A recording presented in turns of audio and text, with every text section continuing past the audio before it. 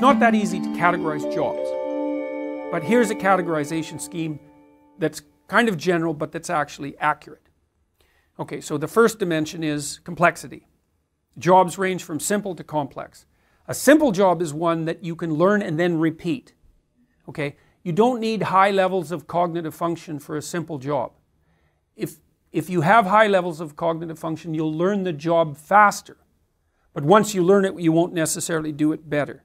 Okay, but now, a complex job is one where the requirements change on an ongoing basis. So most managerial jobs are like that, and all executive jobs are like that. And that requires a high level of general cognitive ability. That's the best predictor of success in complex jobs. Okay, so that's axis number one. Axis number two is creative / entrepreneurial versus managerial / administrative. Okay, so for creative entrepreneurial jobs, you need people who are high in the personality trait openness to experience, big 5 personality trait that's associated with lateral and divergent thinking. And those are creative types. And for managerial and administrative jobs, and those are jobs that are more algorithmic. And so, like, imagine the guardrails. You're a train on a track and you want to go down the track fast. You don't have to be creative to go down a track that's already laid down fast. You have to be conscientious. And so the best predictor, personality predictor for managerial and administrative jobs is trait conscientiousness. Okay, so there's a tension in organizations between lateral and divergent thinking and efficient movement forward. Now, if you know what you're doing, what you want is conscientious people. Because if you know what you're doing, you should just do it as efficiently as you can. But the problem is the world changes around you unexpectedly.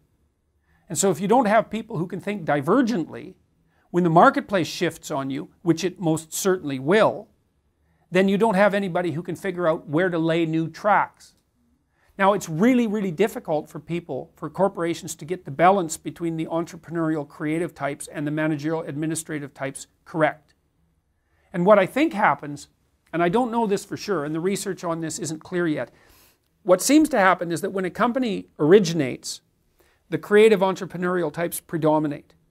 And they have to be flexible and move laterally to get the company established to begin with, and take risks and break rules and do all sorts of things that conscientious people are much less likely to be able to tolerate, let alone think up.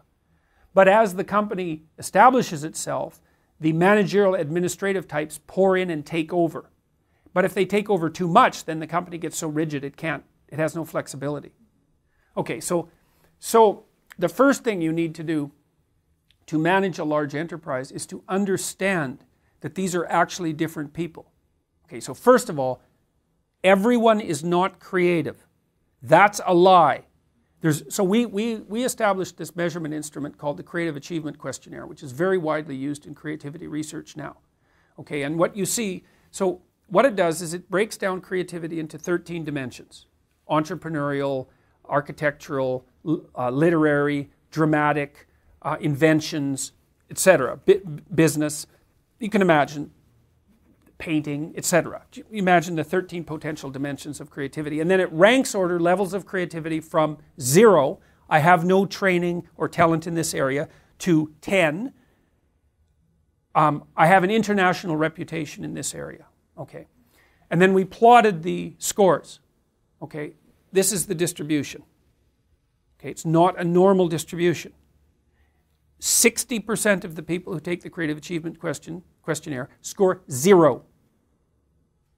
Right, a tiny minority have high scores. And that's a Pareto distribution. It's a classic distribution of human productivity. So you always get a Pareto distribution, not a normal distribution when you're talking about productivity. Creative people are a distinct minority. They're a different kind of person. And they're a pain. They're a pain because you can't evaluate them. Right? It's like, how the hell do you evaluate a creative person? Because they keep changing the rules of evaluation. So they're a handful to manage, and they're always trying to play a new game. Well, that's a real pain if you want to get somewhere fast. So there's this terrible tension in organizations, and I think what generally happens is all the creative people are there at the beginning. They get chased out until you have nothing but managers and administrators. Then the environment shifts, then the company dies. And so the way that capitalism solves the problem of the tension between the creative types and the managerial types is it just lets companies die. Now you might think, well, I don't want my company to die. It's like, okay, then you need to understand the difference between these two kinds of people, which you probably won't, and you probably won't admit to even if you knew, and then you have to figure out how to get the balance right. And so that's extraordinarily complicated. So